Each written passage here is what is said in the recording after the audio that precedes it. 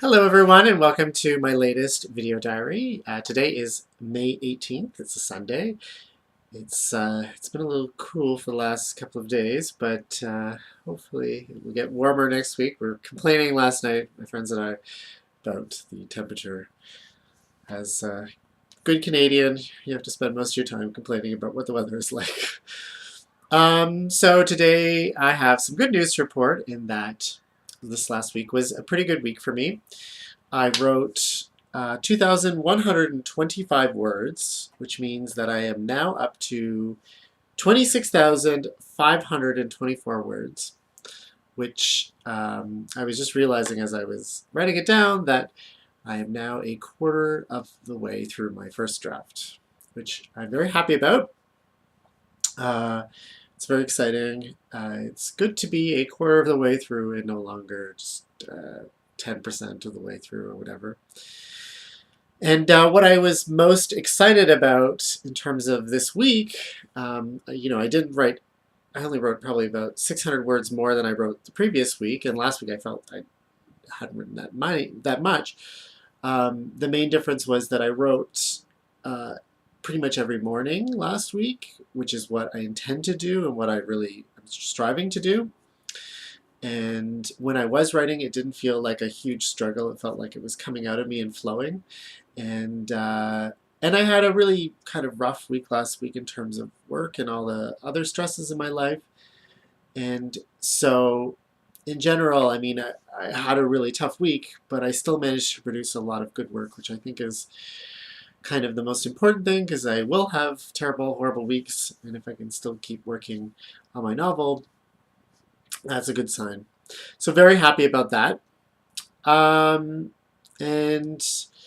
so, I mean, the big reason why I was able to write as well as I did last week was because I had mentioned last week that I had basically decided to move away from the chapters that I originally been working on and move towards the kind of core chapter of my novel.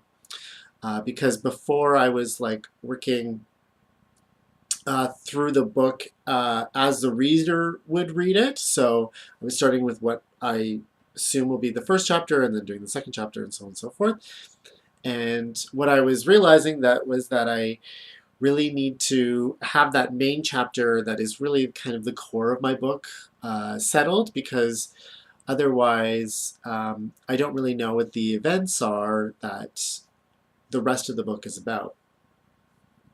And, you know, as I was writing, or as I've been working on this core chapter, I realized that, you know, I haven't been the most communicative, or I've been a little bit vague about what my book is about, and that's partially because, sorry, my video's running there.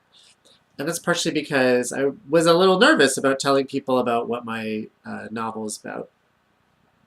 And I guess the main thing is that, yeah, so this core chapter is really the events, the main or crucial events in the novel, and the rest of the novel builds up to it.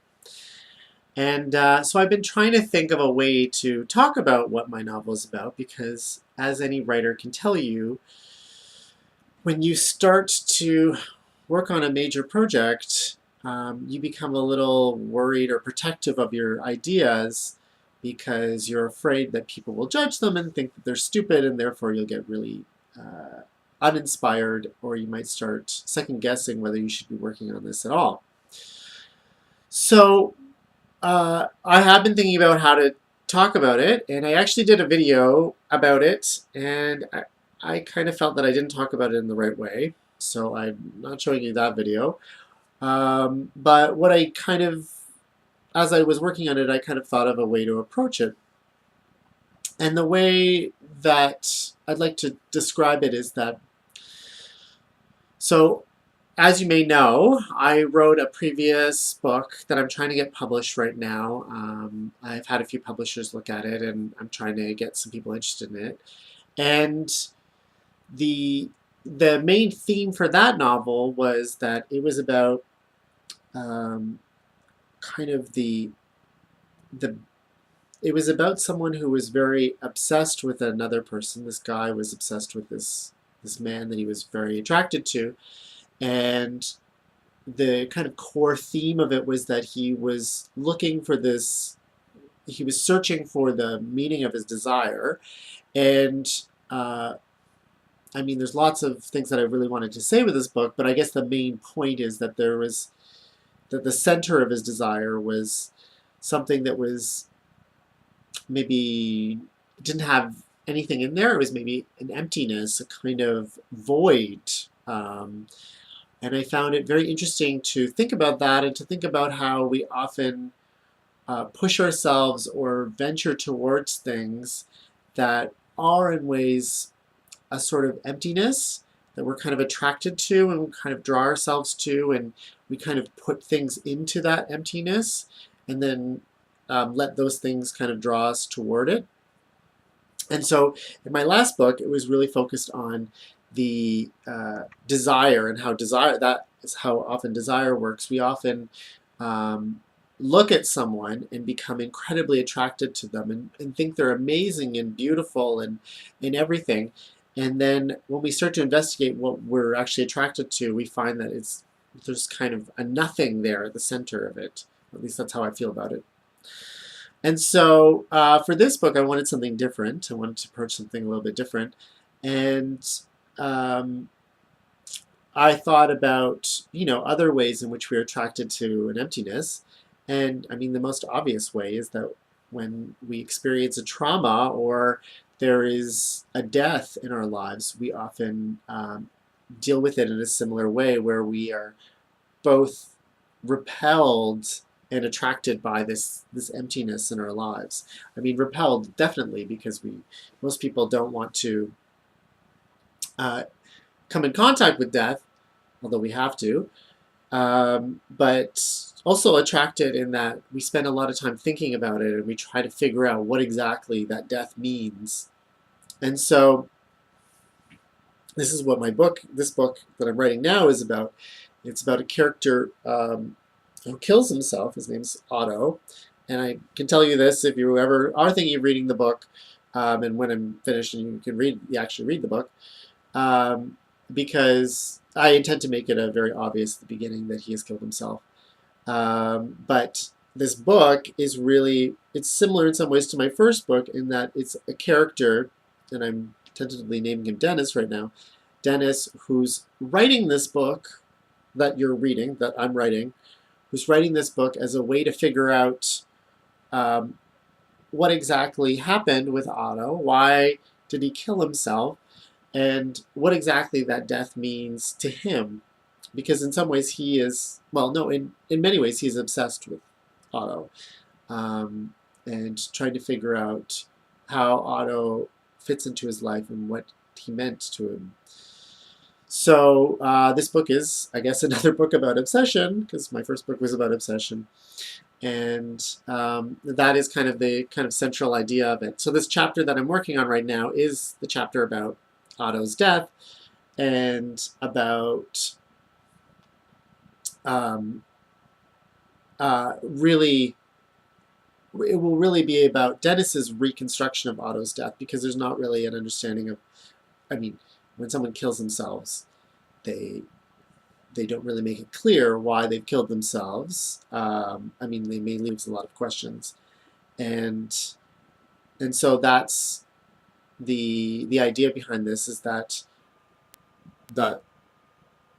emptiness that's caused by a suicide, I mean, all death causes an emptiness, but suicide, I think, causes an even bigger one, will be the kind of core thrust for the book. What is that emptiness mean? How can we try to fit it into the world?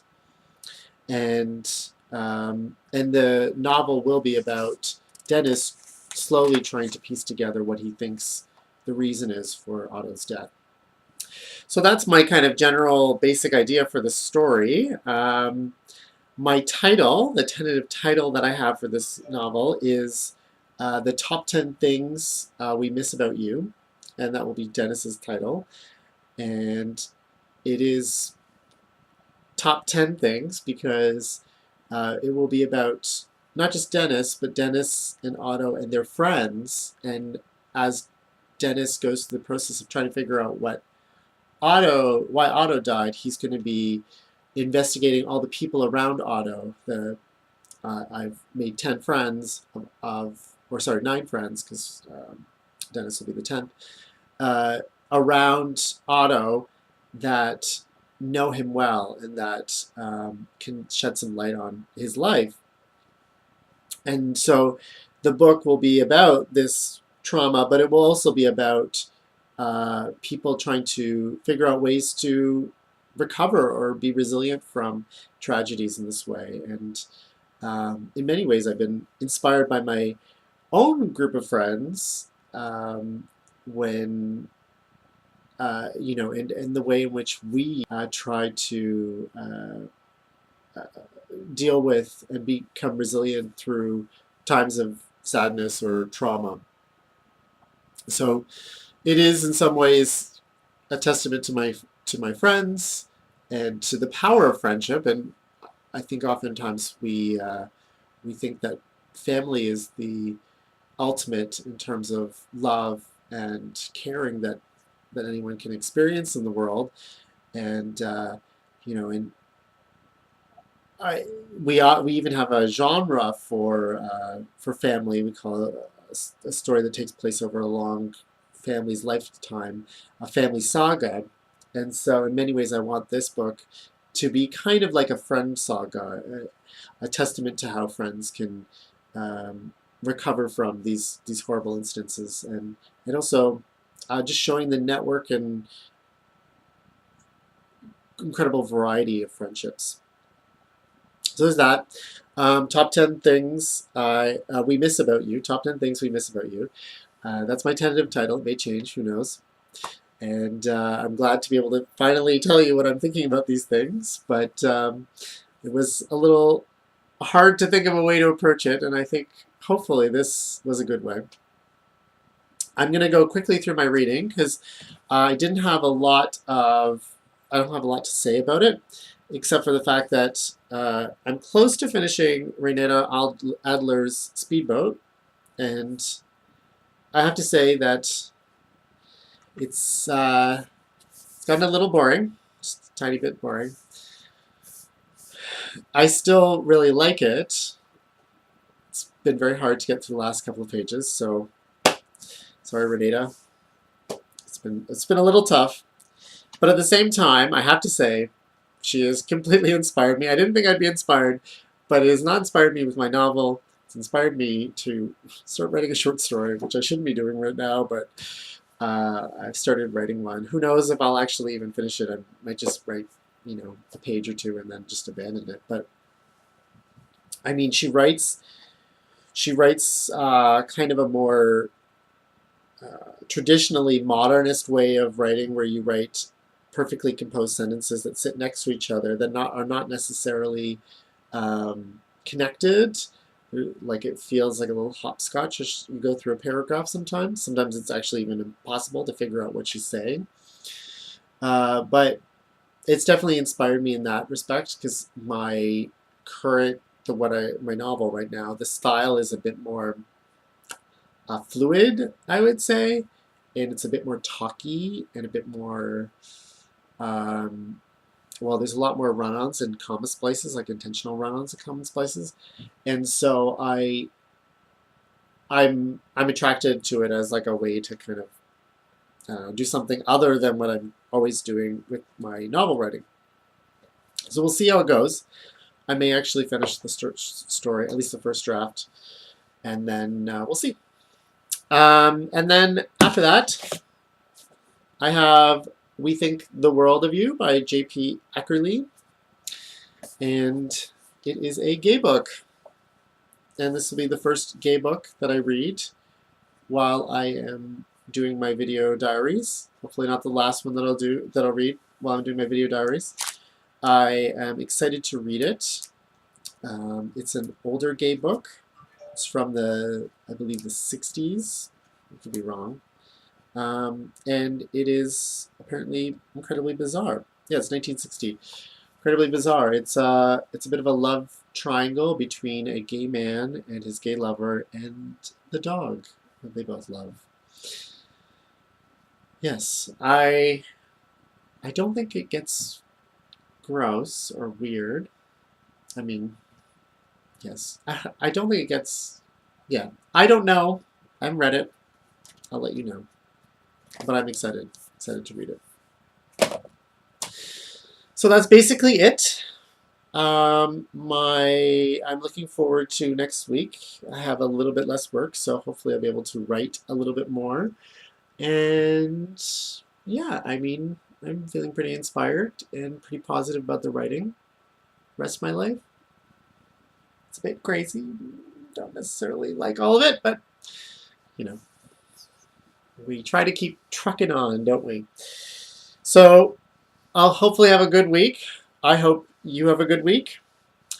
I encourage you to leave a comment or send me an email in the email address in the description box. I leave my comments open. I was initially afraid that they would be filled up with hate speech, but even when I leave them open, I don't even get hate speech. Please don't send me hate speech. I would prefer if you sent me lovely comments about how wonderful and amazing I am, but I understand if you don't want to do that. So, in any case, I encourage you to send me emails. Please send me emails. Please subscribe. Please like. I feel like I'm a shill, but I am. I'm a shill. So, otherwise, have a good week, and I'll see you soon. Bye.